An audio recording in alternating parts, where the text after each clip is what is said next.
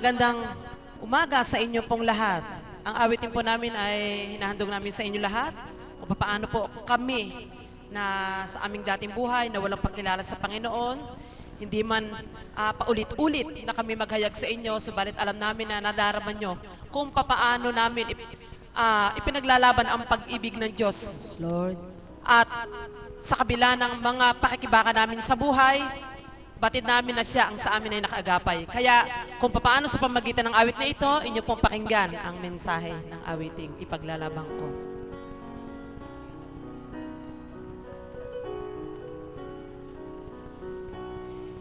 Ikaw ang pag-asa.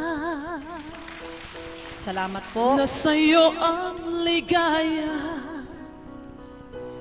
sa piling mo, Ama, buhay ko ay nagbago.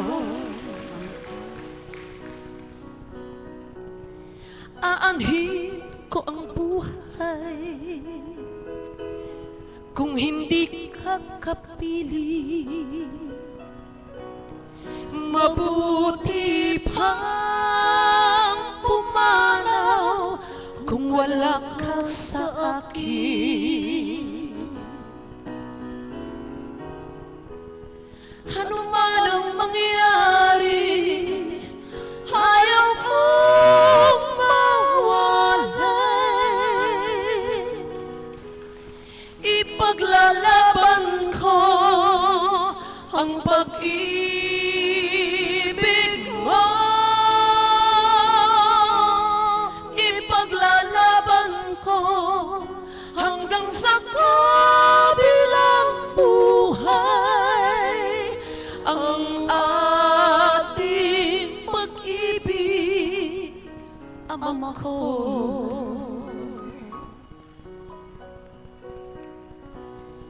Kayamanan sa lupa,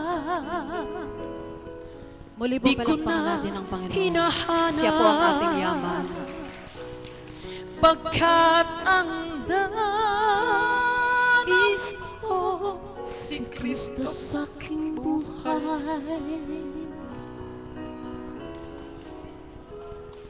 Ano man ang mangyari, ayaw kong mawalay.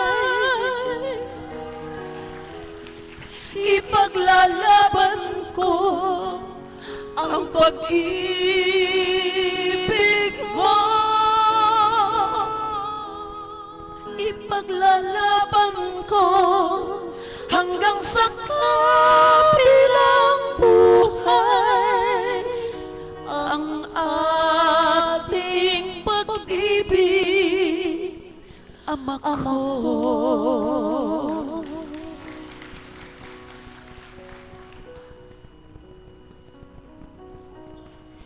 Ikaw ang pag-asa,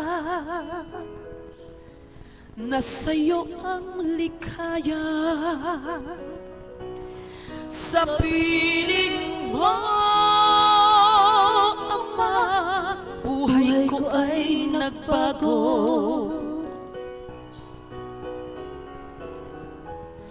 Ano man ang mangyari, di kita iiwan. Ipaglalaban ko ang pag-ibig mo.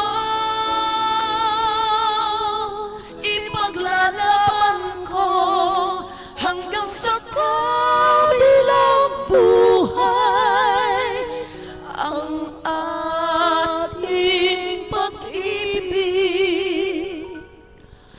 Ama ko.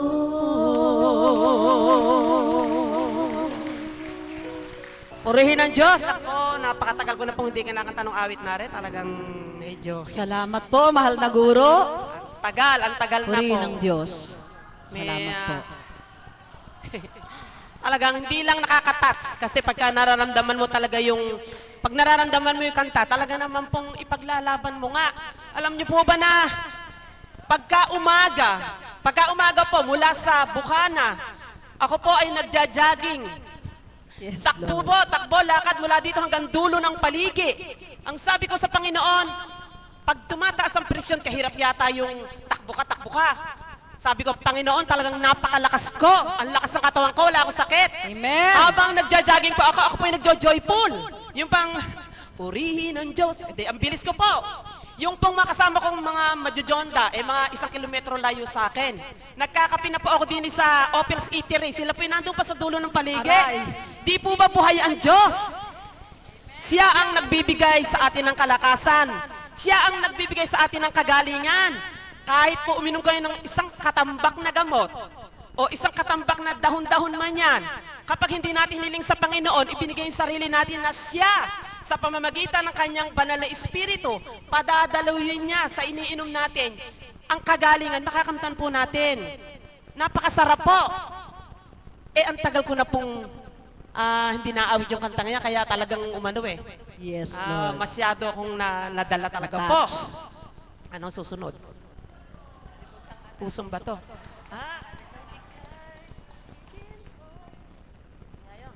Nakalimutan ko na rin. Sige, pusong bato. Pusong bato.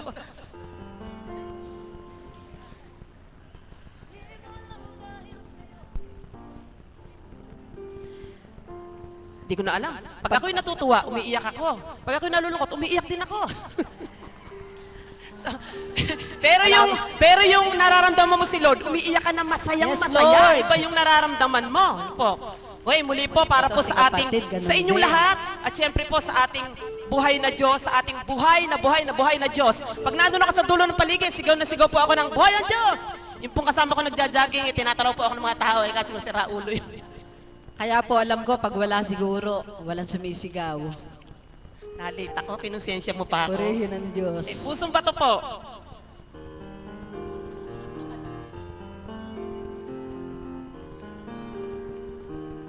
Nire-request ko po sa kanya alibughang anak eh. Sige po.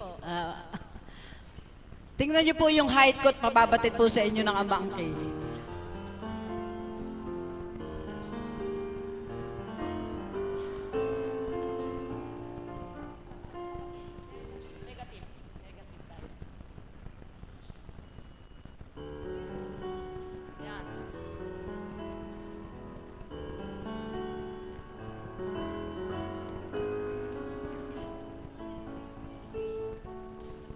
Negative pa uli.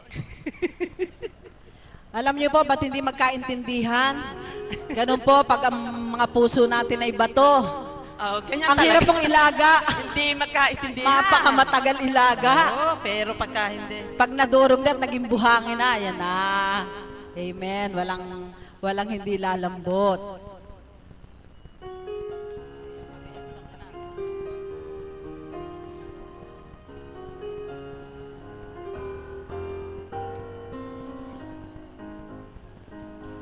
Yan, nakalimutan ko kasi umpisa kaya hindi ko mapasukan eh. Gaya po ng sinabi ng kapatid, yung pong nakakaalam, sumabay po kayo sa amin para po hindi Yung choir, mahalata ang sabay kayo, pagkakamali. sabay. Kasi nakalimutan ko. Sabay tayo lahat, lalo sa chorus. Nang ika'y makilala ko, mundo ko'y biglang nagbago. Naging makulay ang aking mundo, kapayapaan ay nakamtan ko. Kayong lahat mga kapatid. Taguyod niyo ako. Nakamtan ko. Nananay, tinatawad ako. Ngayon ako'y naririto. Magsitindig kayo mga kapatid. Magsitindig kayo. Di mo dahil sa'yo, ako'y di makakain. Di rin makatulog, buhat ng ika'y kilalanin. Dahil sa kasalanan ko, pinatawad mo ang puso kong hambing sa puso. Nakalimutan ko na po kasi eh. Taguyod nyo, please. Ang dami nyo. Dapat ang dami yung boses niyan. Inaalay sa'yo kaming mga awit sa dambana mo. umaawit para sa'yo. Tayo pang lahat. Lakas nyo, ang dami nyo. Nakalimutan ko eh. O Ama, dahil sa'yo ako'y di makakain, di rin makatulog buhat ng ika'y kilalanin. Dahil sa kasalanan ko, pinatawad mo ang puso kong hambing sa pusong bato. Oh, ako'y di makakain, di rin makatulog buhat ng ika'y kilalanin. Dahil sa kasalanan ko, pinatawad mo ang puso kong hambing sa pusong bato.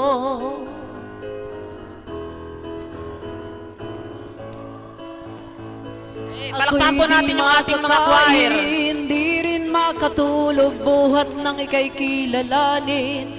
Dahil sa kasalanan ko, pinatawad mo ang puso kong hambing sa pusong bato. O Ama, dahil sa'yo ako'y di makakain, di rin makatulog buhat ng ika'y kilalanin. Dahil sa kasalanan ko, pinatawad mo ang puso kong hambing sa pusong bato.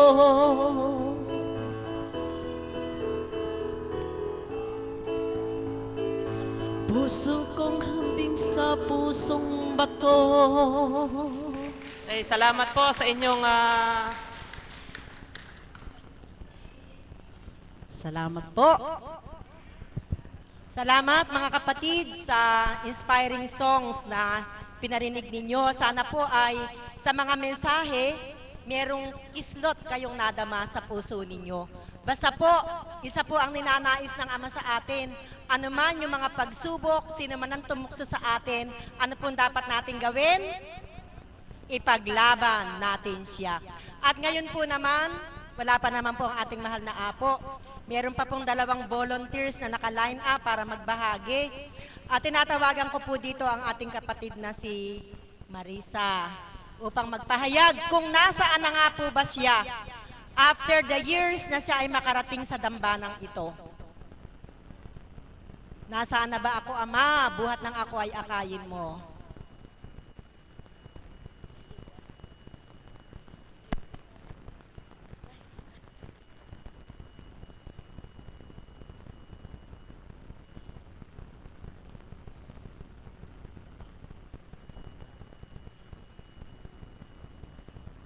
Isang mapagpalang umaga po sa ating lahat sa tanghaling ito.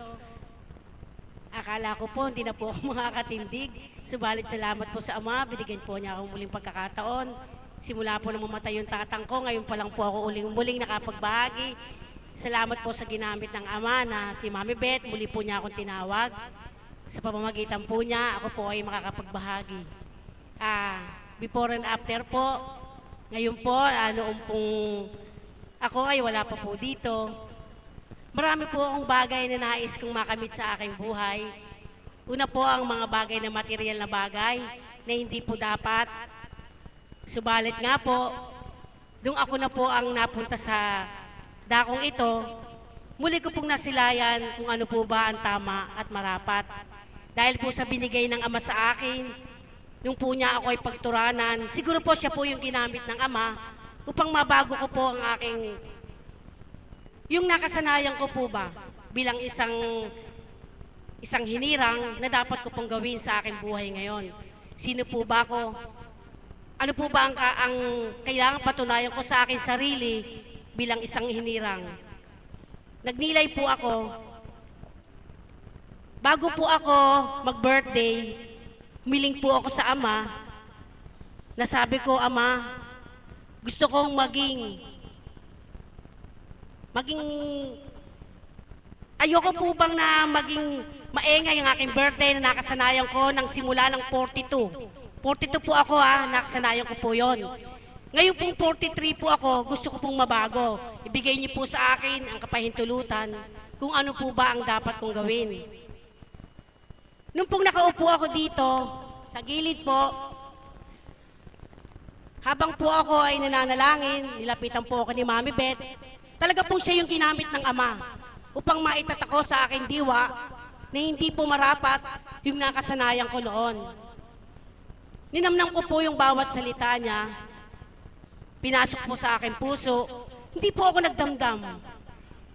Kasi yun po pala ang makakapagtimo, makakapagpabago sa aking buhay.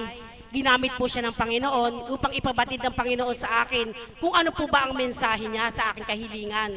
Siya po ang ginamit. Ang ngayon po ang pagturan po sa akin ni Mami Beth, ganito po. Hilingin mo sa Ama, na alis mo ang yung mga inihiling na walang kwenta yung regalo, kung ano mang bagay na material. Ngayon nandito ka na sa dambana, ipanatag mo yung kalooban, pagkat ikaw isang naglilingkod na bilang isang hinirang, para mapakita mo sa Ama kung ano na ba ang natanggap mo sa dakong ito na pinaglilingkuran mo. Upang sa pamilya mo, mapakita mo kung ano na ba ang nabago sa buhay mo. At saka, ang sabi po sa akin ni Mami Beth noon, anak, bilang pagturang ko sa'yo, maraming bagay. Alam ko na ito sasabihin ko sa'yo, alam po kung hindi sa yung sarili ko, iba po yung naramdaman ko, kaya nilabutan po ako eh. Kasi hindi ako po yung tao na hindi mo basta-basta masasabihan. Kapag alam ko po na pinipilit ko po yung sarili ko na gawin ko rin bilang pagkatao, yung akin po ang nananaig. Subalit nung pong tinuturan niya ako, iba po yung talagang naramdaman ko. Sabi ko, alam ko, hindi man po si Apo yung nagturan sa akin, siya nga po yung ginamit ng Banal na Espiritu. Ang sabi po niya, ang hindi ko po makalimutan, ito ang gawin mo. Basta kung ikaw ay may gagawin sa sarili mo, iuna mo ang Panginoon at iwaksi mo kung ano man ang hindi marapat at sabihin mo sa sarili mo na hindi ko nagagawin to. Dapat wala ka ng bagay na ninanais pa. Hayaan mo ang magbigay sa iyo ang Panginoon, hindi ikaw ang hihingi. Subukan mo, sabi po niya sa akin. Marami pong tinuran si Mama Beth kapag po ako ay nagpapabless. Kaya sinabi ko sa sarili ko, ang sabi po sa akin, Ama, pero bakit po ganito ang aking naramdaman? Siguro nga po, yun po ang nais yung ipabatid sa akin. Kaya po binago ko po yung birthday ko na to, naging matahimik po ako.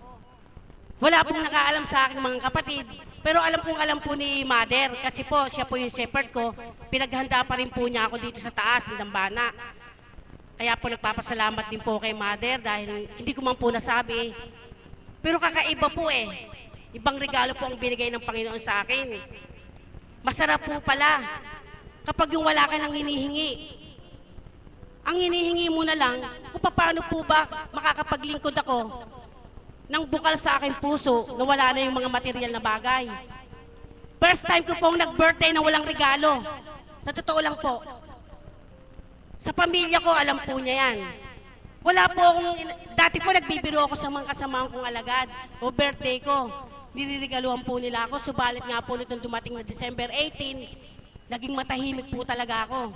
Wala pong nakaalam, hindi ko po sila, wala po, pamilya ko lang po talaga. Sinabi ko, kailangan kong magnilay. Kailangan kong isabuhay ang sinabi sa akin ni Mami Beth kung paano ba ako mababago. Kasi kung pag tinanggap mo sa tao sa puso mo, yung pagturan sa iyo ng kapatid mo bilang isang hinirang, dahil alam mo ang Panginoon ang nagbigay sa kanya ng lakas, upang ikaw ay kausapin, isasabuhay niyo po. Kaya po ginawa ko nga po noon, isinabuhay ko. Sabi ko, kailangan kong ipakita sa pamilya ko na ano na ba ang nabago ko sa akin. Sa aking buhay ngayon darating na birthday ko. Kaya po noon, sabi ko, tingnan ko nga kung magiging masaya ba ako na walang regalo o yung dating birthday ko na punong-puno ako regalo, hindi ko alam kung ano bubuksan ko. Kaya po nung kinabukasan ng birthday ko, wala po talaga akong regalo. Sabi ko, masarap pala. Sabi ko, okay lang. Masaya yung damdamin ko kasi wala akong inanong tao na hiniling ko talaga sa Ama, binigay niya po sa akin ng kalakasan. Parang hindi ako nagbiro sa tao, parang isang hindi ako humihingi, pero binigay pa rin ng Ama sa akin ang kahilingan ko. Ano po yun? Ang sabi ko po, nag-offer po ako sa simbahan. Habang lumalakad po ako, hawak ko po yung kalis. Kasi tuwing birthday ko po, pinag-o-offer po ako sa simbahan. Ako po yung may hawak na kalis. Habang lumalakad po ako, ang dalangin ko, naway makanaig ko ang Banal na Espiritu sa katawan ng ating mahal na Apo, na siya po ay makapunta sa aking birthday. Kasi parang pinabless ko po yung tindahan ko, iniimbitahan ko po yung mahal na Apo. Alam niyo po ba ang isang kahiwagaan na binigay ng magandang regalo sa akin ng Panginoon? Wala po yung material na bagay. Nakarating po yung mahal na apo sa birthday ko. Di po ba buhay po ang Diyos? Kaya po sobrang galak. Yun po yung pinakamalaking bagay na nagkaroon po ngayon ako ng, sa 43 years old po ako. Ngayon ko nalasap yung magandang birthday ko. Yun po yung regalo sa akin ng Panginoon na nakanaig ko po yung mahal na apo na wala po talagang bisita, walang kaibigan, pamilya ko lang po. Nandun po yung inda ko, nandun po si Berhel, nandun po yung mga kapatid ko at ang mahal na apo nga po. Kaya po sabi ko, napakasarap po pala pag ang kanaig mo ang Panginoon, dumulangin ka ng tao sa puso mo, ibibigay ng Panginoon sa iyong kahilingan mo. Kaya po simula po noon, nung na pong nag-birthday po ako, doon ko na po nalasap yung paano po ba kumilos ang ating Panginoon sa ating buhay. Wala po tayong dinadalangin, kundi pag nagnais tayo ng kabutihan, kung ano ibibigay sa atin, makakamit po natin yon. Kaya po nagpapasalamat po ako sa Panginoon at sa mga kapatid ko at nagbibigay po sa akin ng kalakasan dagdag. Alam kong ang Panginoon po ang gumagamit sa kanila, kaya sabi ko nga po, huwag niya ako pababayaan. Ngayon pong nagliwanag na ako, nung pong sa kadiliman, yun po yung aking naging nung mahilig po ako sa material na bagay. Ngayon pong pumunta na po ako dito sa dakong ito, inakay na po ako ng Panginoon. Wala na po sa akin lahat yun. Okay lang po yun. Maging masaya po ako ngayon sa wala lahat yung mga material na yon. Ang ninanais ko lang po, mapaglingkuran ko ang Panginoon na may galak sa aking puso at katapatan. Gusto ko mababago aking sarili sa pamamagitan po na paghahari sa akin ng Ama, sa paghihirang po niya sa akin, sa katauhan po nating mahal na Apo Kunching, marami pong nabago sa aking buhay. Kundi po dahil sa Kanya na ginamit ng Ama, wala po ako dito. At hindi po siguro ako magiging alagad. Napakasarap po ng buhay ko ngayon sa pamamagitan nga po ng mahal na Apo. Napakarami pong bagay na binago sa akin. Wala na po sa akin yung mga bagay na pananalitang hindi marapat, nakokontrol ko na po ngayon. Yung mga bagay na nagbibiro ka sa kapwa mo, alam mo nakakasakit ka, inalis na rin po sa akin yon sapagkat hinihiling ko po yon. Bawat mensahe po ng Panginoon, ginaya ko po kasi sabi po sa akin ni Mami Beth, basta may hinihiling ka, taas mo ang iyong kamay, sabihin mo ng ayon sa iyong kalooban, dama ng Ama kung ano yung hinihiling mo, ibibigay sa'yo. Kapag po nagtataas ng Bible ang mahal na Apo, humihiling po ako na linisin niya akong ganap upang po ako'y makatalima at makasunod sa bawat araw. Bigyan po niya ako ng lakas upang hindi po ako makaliban. Tapos po yung aking pamilya, yung aking inda, pumanong man po ang aking Ama, siya ang may bigay ng kaliwanagan sa aking inda at lakas. Sa kalungkutan po niyang nararamdaman, alam ko po masakit po ang mawala ng isang magulang. Subalit nga po ang Panginoon naghahari sa amin upang malabanan po namin ang kalungkutan. Mahirap po talaga yon, sa alam po ng Panginoon yon. Subalit nga po pag ang Panginoon ang naghari sa atin lahat, mawawala na po yon. Kaya nagpupurit, nagpapasalamat po ako sa Ama. Binigyan niya ako ng liwanag ngayon. Sa dako pong ito, salamat po sa lahat ng mga kapatid ko, mga alagad, at lalo-lalo na po sa mahal na Apo Kunching. Salamat po at hanggang dito na lang po.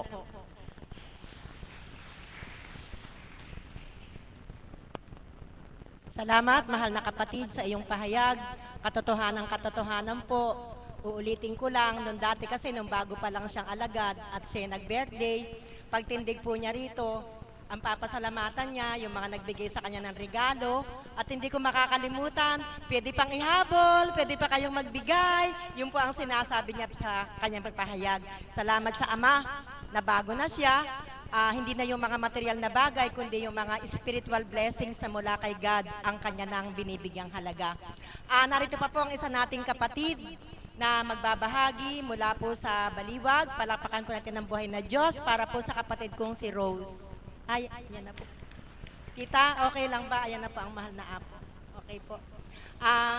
Sa susunod na lang po, marami pang pagkakataon upang makapagbahagi tayo, kaya magsitayo na po tayong lahat. Maghawak-hawak po tayo ng kamay at sama-sama po nating awitin ang panalangin tinuro sa atin ng ating